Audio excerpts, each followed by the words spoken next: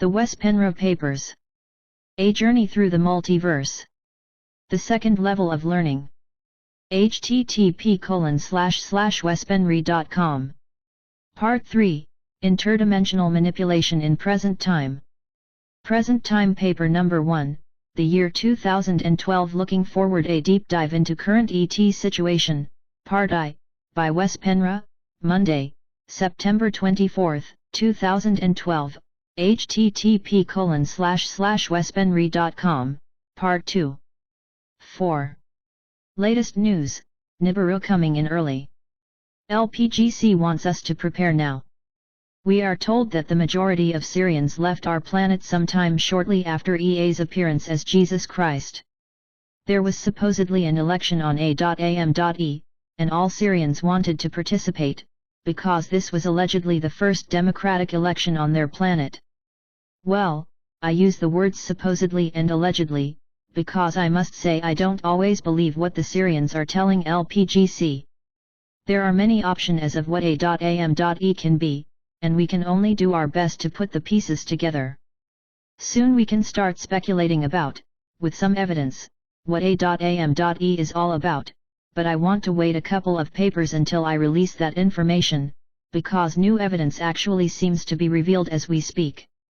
Still, I want to say already now what I think it is not and a few tidbits of what it may be, subject to change. Number. I do not think A.am.e is the home planet of the Syrians, something both Sitchin, LPGC and U2 states it is. According to them, there is no home planet in the star system of Sirius anymore, and A.am.e is it, that's their world. I would say with quite some confidence that this is not the case. We know that the Syrian kings, with the being Sitchin calls Anu as the Khanas Kanim, the king of kings, are residing on their home planet, orbiting either Sirius A or B. That's the headquarters of the Syrian Empire. What it looks to me is that A.am.e may be the name the Syrians use as the name of their home planet in Sirius, where the Syrian Khanas Kanim has his residence, but when dealing with humans, they use the same name for one of their mobile hollowed-out craft, Sitchin's Nibiru. They may simply be bluffing us. They want the human soul group to believe that they don't reside in Sirius anymore. They want us to think they are space nomads, that Sirius is uninhabited, and that A.am.e, their old home world, is now moving through deep space, and is part of our solar system. Other scholars, apart from Sitchin, is telling us that Sitchin is wrong, and that Nibiru, in the sense of being the home planet of the Syrians, Anunnaki, is nowhere to be found in the Sumerian scriptures, not even on reference. Instead, the word Nibiru in terms of the same scriptures seems to be the name for the planet Venus. So, it would be interesting to know if the words A.am.e and A.am.I are actually mentioned in the scriptures or not, and if they are, what are they symbolizing? But why would they want us to believe that? Perhaps because it would make them seem less like intruders and more like parents. They present themselves as a much older race with more intelligence, multidimensional and interdimensional abilities, and a superior technology. Therefore, it seems logical that they, as part of our solar system, create life on their neighbor planet, which is Earth. So eventually they create us from a much less intelligent species, and thanks to the A.am.I, our evolution has been sped up 1,000,000-fold. It's a fact that this is what they want us to know, because this is what they have told LPGC, and that's what U2 Shamash told me. And now, our parents are coming back to help us through our adolescence as a species and take the leap into the adult world. In other words, they want us to believe that we owe our existence and our intelligence to them, because they gave us their superior DNA. If they can make us believe all this, they can take us anywhere from there on. But if it is correct that A.am.e actually is their Syrian home planet and headquarters, isn't there a Nibiru on the incoming, then? Well, in the Syrian Empire they use hollowed-out planets to move around in space. The so-called Nibiru could very well be one of them. The thing is that nonetheless, a planet with 9 moons has been spotted on its way towards the solar system since the beginning of the 1980s, at least. There is no doubt about it. But it's not reasonable to believe that this highly technological star race, who has a whole empire under their belt and can travel through the KHAA, would take 3,600 years between visits to Earth. In other words, every 3,600 years this incoming planet, filled with Syrians, including King Anu and the whole Parthenon, is reaching our solar system, and the inhabitants rush like crazy to get everything done here before their planet takes off into deep space again and will be gone for another almost 4 millennia. If the citizens of Nibiru have larger tasks at hand, they need to stay on Earth for another cycle, because they missed the ship. Not plausible. They have way better technologies than that. There is no doubt that these beings are interdimensional and travel in the nano-world like all other evolved aliens. They have learned to shrink their hollowed-out craft, travel through star lanes, and appear at their destination in next to no time. Not a big deal, unless you are a human on planet Earth. So what I'm saying is that there is no A.M.E, and there is no Nibiru in the sense we have been taught. It is quite obvious that the Syrians travel everywhere in space within this sector of the universe, Sector 9, other sectors, and even to other galaxies, and they do so in thousands of hollowed-out asteroids, planetoids, and planets. How do I know? Well, there are sources upon sources telling us that they signed an agreement with the Queen of the Stars, who is the Queen of the Orion Empire. The Orion Empire extends to other sectors of the Milky Way, besides Sector 9, and also to other galaxies, near and far. Once the Syrians signed the contract, they were free to use Orion star lanes, except for Peshmetan. They wanted the Syrians to stay away from Peshmetan, which leads right through the belt of Orion. The Queen wanted to make sure these warlords didn't take over this particular star lane, which starts at the galactic center and expands out to the edge of the Milky Way and further to the Andromeda Galaxy via an enormous pipeline, as usually is the case between galaxies. Other than that, the Syrians were, and are, permitted to travel anywhere within the Orion Empire and beyond. And they are capable to, no doubt. The A.M.E/Nibiru we see on NASA's space pictures and space films could be any Syrian hollowed-out craft of planet size. They can use one of those every time they want to create a cataclysm in a solar system like our own, if they want to. And this time, Nibiru is here to fulfill Syrian prophecy. The 9 moons are most probably smaller planetoids they will use as space or battleships, because they have more flexibility than a large-sized planet, 5 to 6 times bigger than Earth. The latest I've heard is that Nibiru is going to hit our solar system 50 to 85 years earlier than anticipated. In other words, it's going to hit us in December of 2012. And where did I get this information? I got it from Dr. A.R. Borden of LPGC.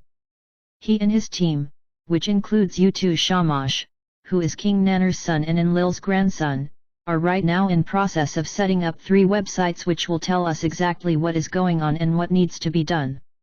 This also includes a superwave hitting us from the galactic center due to our alignment now in 2012. According to LPGC, we are overdue for that event. It should have happened earlier, and may happen any time from today and 500 years into the future. The websites LPGC, in conjunction with the Syrians, are setting up are the following, and they are only in the beginning stage yet and go up and down for a while for maintenance. Earth Hope Initiative, http://earthhopeinitiative.com. Humanity the time has come, http://www.humanitythetime.com. The incoming, http://www.theincoming.info. The Life Physics Group California, LPGC, website, http://lifephysicsgroup.org. I talked about the wave of the supernova in level I already, having this from other sources as well. Besides LPGC, the Pleiadians have been saying a similar thing, but are not portraying it as a catastrophe, like LPGC does. The Pleiadians describes it as a wave of consciousness coming in from the galactic center in form of light, traveling on gamma rays. These gamma rays are upgrading the cells and DNA in our bodies, and for those who have done their homework, this wave of energy will boost our bio-mind def. However, for people who are not prepared, the hit may be more dramatic. It can be hard on people's nervous system, and the rate of insanity, suicide, physiological and psychological breakdowns may increase many-fold, something we can factually see today. Many people will die, but many will also have their DNA upgraded as our biokins will be able to decode the geometry of light. So yes, it's going to be a rough time while this superwave passes through our solar system, but according to the Pleiadians, it's not going to end with a total catastrophe. However, they are talking about a potential unifying event that may happen later this year. But let's put aside the superwave for now and go back and concentrate on Nibiru. First of all, if a hollow-out spaceship is used by the warlords as a potential resource when they want a cataclysm to happen or start their experiment all over again, why are these major events happening every 3,600 years? Is that how the Syrians have planned it? They give us 3,600 years of evolution under strict dictatorship, and then it's bang. You're dead, humans, or time for a major population reduction, humans? Well, that's not as far-fetched as it sounds, but I don't think that's the case. I am convinced the Great Deluge in the Bible was created by an incoming planet, and that Enlil played a major role for that to happen, but if we go back in time, 3,600 years from that, and then another 3,600 years, we can possibly find remnants of something that happened somewhere on our planet, but was it because of Nibiru? There is no evidence of that, while we do have evidence, from the Bible, the Sumerian texts, and more, that there was a big flood about 11,500 BC, and that it could have been caused by an incoming planetary body, and also by Enlil's involvement, the biblical Yahweh. The following is more for the prophecy paper, which is going to be released soon, but what we humans, trapped in 3D, have a hard time understanding is that interdimensional beings can peek into all dimension to see a possible outcome for a certain decision. And yes, that includes looking into the future. But not even that, they can travel into a probable future and start creating an outcome of earlier events from there, which will affect the past, seen from that probable future. That particular past could for example be our present. This way they can create a whole timeline, from let's say 2000 years ago to 1000 years into our future, from where let's say the whole timeline was created. This way, they can be 1000 years ahead of us in matter of time. This is something similar to what James of the Wingmakers is talking about as well in his interview with Project Camelot, saying Anu can operate from the future, thus having an advantage over other star beings. I don't necessarily agree with that Anu would be unique in that respect, because any interdimensional being should be able to do something similar if they had those intentions, but that may be a discussion for another time. This is the way a prophecy can be created, it is simply an agenda, started from the future, played out in what is perceived by us as present time. So they ignite the prophecy by letting an unsuspecting human have an extraordinary experience. This unsuspecting human is minding his own business and all of a sudden he gets a vision, or perhaps a visitor from the angelic realms. This visitor tells the shocked human how the future will be, and when the divine visitor leaves, the stunned human rushes to somebody who can write it down. Then, let's say, it will be included in some holy scriptures, such as the Bible, and I am of course thinking about John the Divine in this case. What the extraterrestrials are doing is that they present the blueprint for a probable future to one or more humans they know will bring it further to a larger public. But why would they bother? Why not just let everything play out and not tell us humans? Well, they need to tell us, or the prophecy will potentially not play out. Humans are unpredictable, because we change our thoughts and directions every second of the day, and the more people we are, the more directions we are able to take, logically speaking. But if a belief system is created around a certain prophecy, there is a big chance people stay on, or close to, the course of the timeline the star race created from the future with vector intentions. So what do we have here? Well, we have the 3% rule in practice. I talked about this in Level I.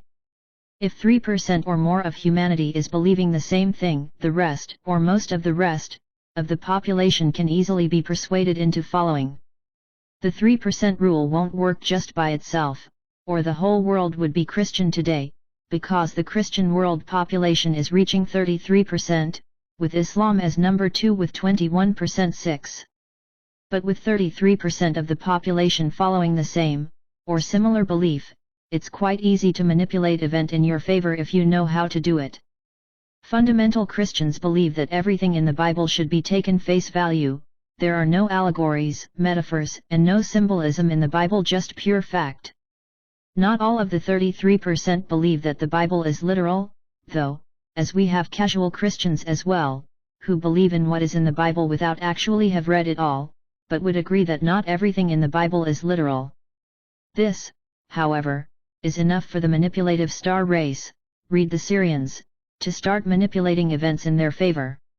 If they stage events so they fit in with the prophecy they themselves have created, e.g. the Book of Revelation and the Book of Daniel, it's a big chance that about 30% of the population would believe it quite instantly, and the majority of the rest would eventually follow, too, because they are at least vaguely aware of what is written in these books. Then we have those of other religions, or no religions at all, who would not follow such an outcome, and a certain percentage who would fight it.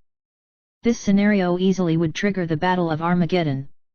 The incoming planet, whether you want to call it A.M.E. Nibiru or perhaps just an ordinary Syrian hollowed-out planet, has a big role to play in the biblical prophecies, as it seems. I discussed this in much detail in the prophecy section of Level I, so I won't repeat it here, but A.M.E. has a big part in playing them out. In Level I wrote that the event of the incoming planet was still years ahead, perhaps 50 to 85 years in the future or some such, which probably made quite a few people relax, although it would affect our children and grandchildren, of course. The scenario has apparently changed, however. The latest news is that A.M.E. is already in the solar system and is approaching rapidly from the south. It will look like a glowing asteroid at first, followed by 9 satellites. Due to its properties, it can best be seen in the infrared spectrum. Pictures and films of such an object have already been released, and I have showed a few of them on my blog. Here below is but one video out there. This is supposedly a genuine one. I have had it confirmed, so be aware of there are, and will be, fake ones out there as well. In 2011, CNN reported on a massive, hidden object in space, in an article called, "Scientists, Telescope Hunt Massive Hidden Object in Space." I posted it on my blog and included the following newspaper article from Washington Post, released in 1984, so they knew about the incoming planet already in 1984, and of course much further back than that, but this is when it started coming out in the media, just to be suppressed again for another 30 years. Now, some media, like CNN, ABC, and NBC are talking about the incoming on and off, to start implanting the scenario into people's subconscious minds for it to potentially being used in the near future. Now, LPGC, the retired quantum physicists in Southern California, are telling us that A.M.E. is coming in much sooner than expected, and December 2012 is when it's going to be closest to Earth. I will give details about this in the prophecy paper very soon, but AR sent out an email to all members in his closed email group, in which I'm included, saying that actions are being taken to try to steer the planet slightly off course to prevent a catastrophe on Earth. They say that without alien intervention and their willingness to assist, it would be as bad as the deluge, 13,500 years ago. They say it will still be bad, even in the best case scenario, unless we start doing something down here on Earth as well. We need to prove ourselves to those not from here, they say, showing we are capable of taking care of our own business. All this is a part of a bigger picture, where the Syrians, and other star races as well, supposedly are watching us to see if we are mature enough to go from adolescence to adulthood, or if we still need our parents, read the Syrians, to look after us. Therefore, LPGC, beginning on September 17, started a series of precise spiritual exercises, involving a few members of the email group. It's being supervised by Dr. A.R. Borden, chief scientist of LPGC, being in direct conversation with the involved persons. After a certain amount of time, these meditating people will be exchanged for a group of others in a rotational pattern. These exercises are supposedly helping in steering A.M.E off course and save Earth. Those people involved in these sessions apparently also get to see that the A.M.I are real, and not some made-up alien group. In the beginning stage of all this, the planet Venus was also in the scenario, and may still be, but I want to hold back on this for a while to see how things develop before I spill beans that may not even be accurate. Interesting, though, is that Venus has been mentioned as the equivalent to Nibiru, A.M.E, in the Sumerian scriptures. However, I want to see more proof that the things LPGC are putting out there are really correct before I put the information out. The superwave is very much still on the table, so to speak, but now, when A.M.E is coming in faster than anticipated, showing up in space/time from has been out of sight, traveling the KHAA, apparently, it's become an equally important issue. We will see how this pans out, but my point is that A.M.E/Nibiru has a lot to do with the end-time prophecies. If what LPGC is telling us is correct, we may experience some open alien confrontation soon. However, don't hold your breath yet. I want to check this out some more first. If there is something urgent I need to tell people, I will post it on my blog, http://battleoferth.wordpress.com. So, if you haven't already, subscribe to it so you can get updates in your email. 5. Humanity, a species with reptilian traits. Before we were tampered with by EA and the Syrians, we were a very peaceful species. The primordial human race did not know about war and killing, it was not in their personality. However, if the Syrians were to be able to not only control us as a slave race in the gold mines, or in today's society as a workforce for the super rich, but also as foot soldiers in their wars, big or small, they had to give us some of their basic traits. So they made sure they gave us, among a lot of other reptilian genes, the reptilian brain. After had created their own version of humans, with the reptilian brain included, it was easy to teach mankind about warfare. It was built into their nervous system, which is connected to the DNA. But the reptilian brain has more functions than just fight or flight, freezing with fear, and predisposition for warfare. It also helps locking us into their whole control system. In the world the Syrians have created for us, it may have its advantages to have a fight or flight mechanism built into us, as it may save our lives when necessary. If you stand face to face with roaring lions, it's probably a good thing to understand that it's time to do something. The reptilian brain tells us to flee in a situation like that. But this part of the brain is also the part which is receptive to emotions like fear, terror, and insecurity. Like David Icke so correctly mentions in his book, Human Race, Get Off Your Knees, the reptilian brain is tuning us into their radio station. Icke is stressing how important this is to understand if we are to break out of their control system.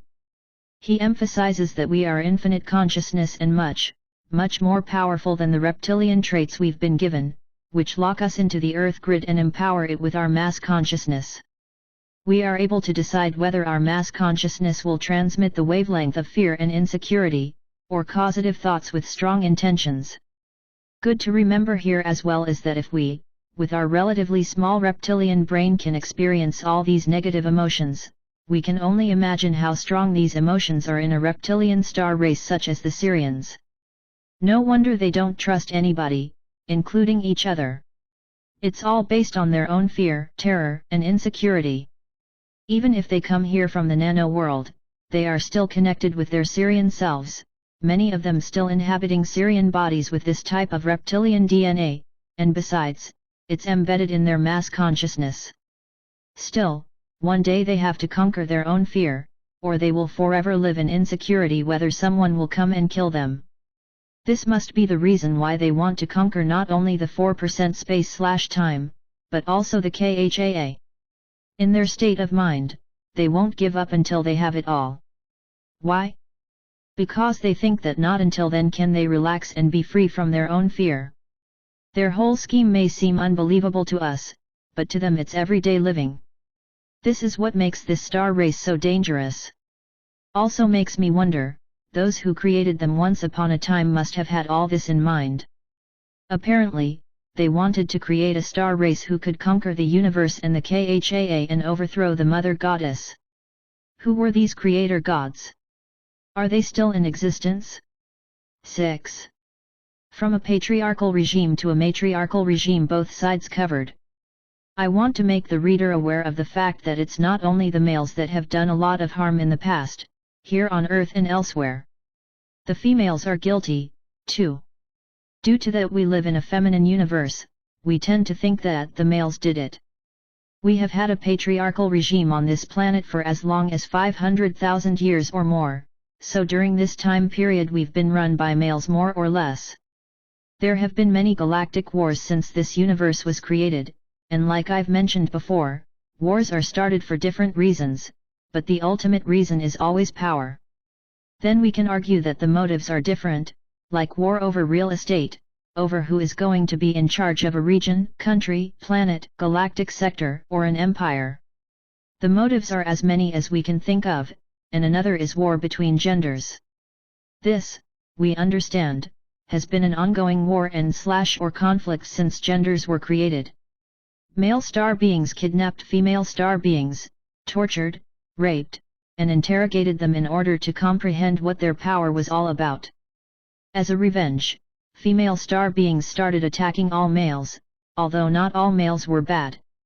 Sometimes the females took over and created their own matriarchal regime, where the males were no more than slaves and treated horribly, so it goes both ways so long as the beings, males or females, are not evolved enough to find both an interior and exterior balance between the sexes, if they are sexual beings, that is. In order to get there, humankind still has a long way to go, because the war of the sexes were brought down here to Earth as well, and we learned how to divide and conquer from the gods. What we need now is to heal our wounds along the lines of time, and to do so, we need to understand ourselves better. We all have feminine and masculine aspects to ourselves, and we need to acknowledge both and not suppress one or the other. The Syrians and their human hybrid bloodlines know that a lot of healing is taking place amongst humans today as a consequence of the cosmic changes going on, something they can't do too much about. Still, there is one thing they can do, something that normally seems to work pretty well on humans, giving us distractions. The PTB know that many are waking up to the fact that the feminine energies are the divine energies, and once that is recognized, people will take things even further. So the elite understand they can't ignore the fact that things are changing, so they have to change with the currents. So, I suggest the reader pays attention to a new movement that is starting to pop up, especially on the internet. It certainly appears that the Syrian overlords are going out of their way to cover their basics and are now releasing information on the divine feminine that is pretty accurate, and very much in line with what I have revealed here in my papers. However, what differs is again the motives. Beware of those who tell you that it's time for the females to take over from the males, that it's time for a shift in leadership. Such movements can be quite convincing sometimes. This is just Syrian wolves, pun intended, in sheep's clothing. All they want is to start a new war, a new conflict, so they can continue using their divide and conquer formula. If they own both the patriarchal and matriarchal movements, they can pull the strings on either. Still, it's inevitable that people will get caught up in both, and from what started out as a freedom movement with the purpose to break loose from the patriarchal regime will instead turn groups against each other. You see how important it is with balancing things out, or we'll get extremes on either ends. 7. The Earthbound against the home planet, more divide and conquer?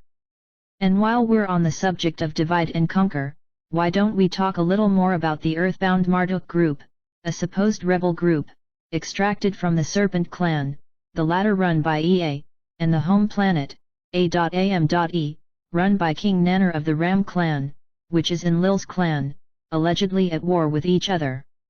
In level I we heard AR and LPGC out, and I described their experiences with the A.am.I, mostly from their perspective. To a certain degree, I also did so in level 2, in the previous Genesis papers. Now it's time to take a critical look at their stories and see if we can figure out what is really going on, especially now, in present time. The story goes, told by Zechariah Sitchin, LPGC, and Prince U2 Shamash of A.am.E as well in his correspondence with me that Marduk rebelled against both his father, Ea, and the home planet.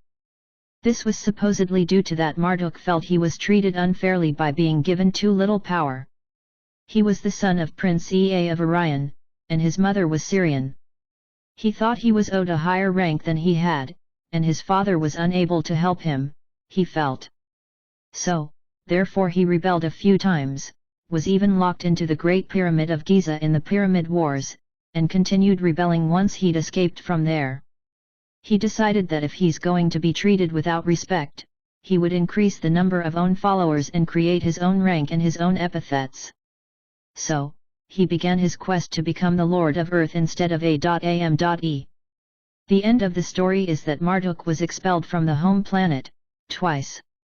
He was allowed to come for the election, where King Anu stepped down and King Nannar was elected, supposedly being a king of reformation, leading to softer politics and a more evolved worldview. This is still the image they want us to keep. They need us to think they will be our saviors in one capacity or another.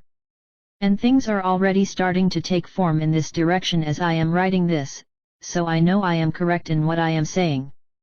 More will be revealed in another context in a couple or so papers ahead. What I believe is not correct, however, is that Marduk got expelled from the rest of the Syrian alliance. Most of the Syrians had to attend business elsewhere, and I am not sure where they went, perhaps just back to Sirius, so they simply put Marduk in charge here on Earth with a selected skeleton crew of Syrians, Alpha Draconians, Greys, and a few other star races.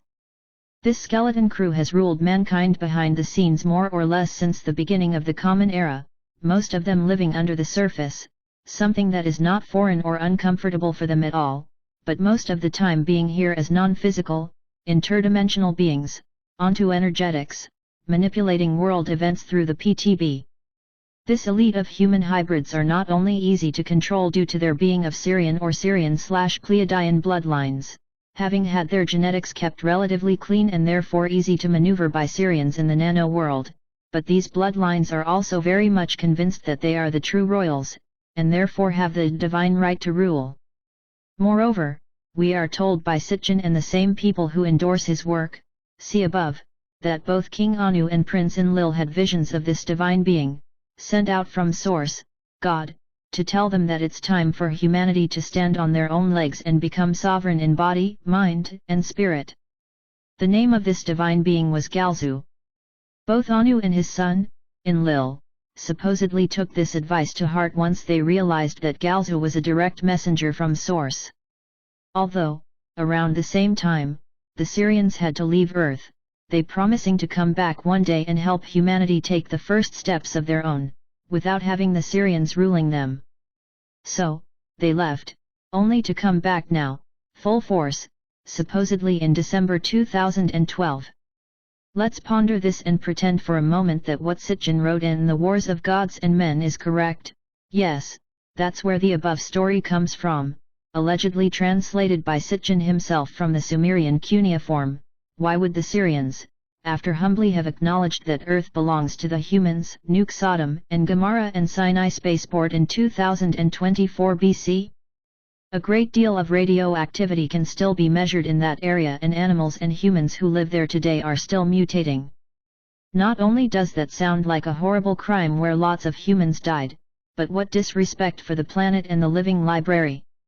How can we take them seriously when they continue acting like spoiled kids who are given too much power to do whatever they want? But there is more. If they were serious and wanted to repent and help mankind taking their first baby steps on their own, why did they leave Marduk and his allied star races to rule Earth with an iron fist for more than 2,000 years? If we look back on the last 2,000 years, we see a lot of darkness, misery, slavery, wars, conflicts, genocide, and the list goes on. Is this a sign of goodwill, an attempt to prepare mankind for their liberation? Today, the Syrians defend themselves, saying that they overestimated Marduk, thinking he could do the job. Oh yes, he could certainly do the job. He's ruled with violence to an even greater degree than the rest of the Syrians put together. And I am sure that's what they really wanted him to do in the first place. And there is even more. About a year ago, Prince U2 Shamash, son of King Nannar, and grandson of Prince Enlil, contacted me because of my connection with LPGC, and because of what I wrote in my papers, Level I, about them and the history of planet Earth in general. He apparently liked what I'd done, and chose me as his public relations person. I showed to be quite a difficult PR person, however, because I didn't agree with his message, and I told him so. I have already spoken on this earlier and don't want to repeat myself more than necessary, so to make a long story short, U2 wants humankind to start forgiving the Syrians for what they did in the past. He said that then was then and now is now, and we need to let the past be the past and unite as brothers and sisters in present time. He further said that the Syrians are our creators, which is incorrect, and ancestors, which is correct, but that we now outnumber them, being 7 billion people on the planet. His intention is to make peace with mankind so we can face a common future together. Again, it seems like the Syrians can't help but contradict themselves. Apparently, he and his people are going to come down to earth, inevitably start the Battle of Armageddon and play out the rest of the Bible prophecies. Although I pointed all this out to him, he didn't respond. However, this old plan of theirs may have to wait on the back burner for some time, because it looks like the Syrians and their partners in crime are planning something else first, albeit it could all be connected. One thing is just a preparation for something else. More about other, more urgent plans, in the prophecy section. The reason I am bringing all this up here is to show the reader that these are the guys who are behind the divide and conquer technique so many researchers and people in general have noticed the global elite are experts in. Well, they have had good teachers. We live in strange times, indeed. There are so many agendas playing out right now that it's hard to keep track. We have reached a peak of 7 billion people on the planet, which could be a blessing and a curse for everybody involved in any agenda whatsoever. 7 billion souls is a lot of energy, especially when they are all energized, biologically and spiritually, by cosmic forces as well. The Pleiadians say in their lectures over and over that making room for 7 billion people on the planet is something that has been planned for a long time, both by the Syrians and the more benevolent forces. It was prepared through the Industrial Revolution.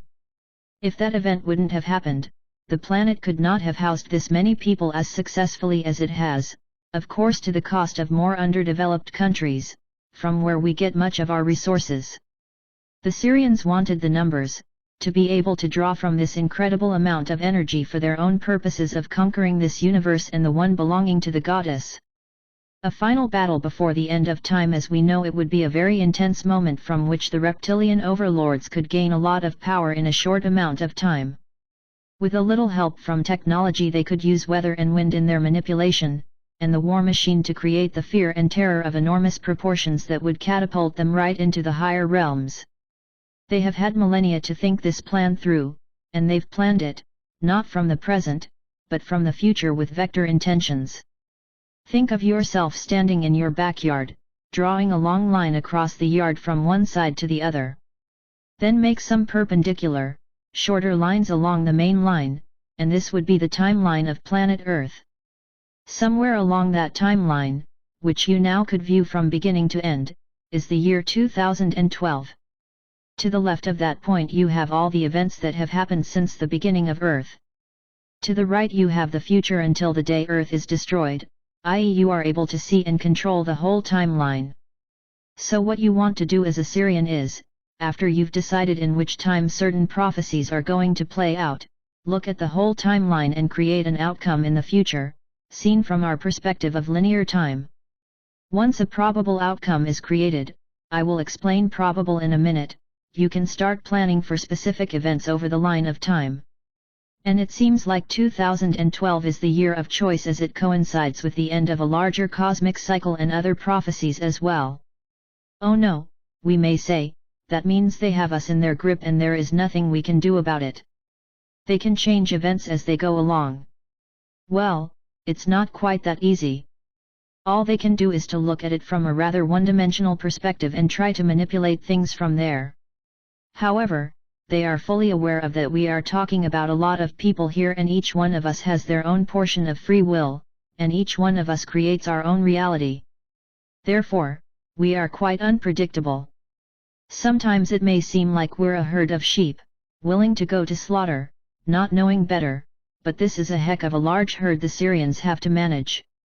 And we are changing our minds all the time, which makes it impossible to predict exactly what is going to happen. So fact remains that even the Syrians with their technology and interdimensional perspective can't control the multiverse, which is fluid and ever-changing. So, the closer it is to a certain planned event, the easier it is to predict the outcome, and the further in the future, the harder it is. But now, with so many people involved, even a few days ahead is challenging to predict and control. So, the Syrians are having problems with the fast energies and time speeding up during the nanosecond, and some steps in their plans seem to be in need of change. On the other hand, it has our own awakening of consciousness being a very beneficial factor in the Earth drama. As the Pleiadians say, without the numbers we can't wake up enough to break free from the bondage. This is the end of part 1 in this series of papers, discussing the current ET situation. I hope you have gotten at least a few tidbits of more information that you didn't have before. If so, I am very pleased. All this on which I'm writing, is extremely helpful for myself and my own well-being, mental stability, protection, and spiritual development. More to come, dear friends.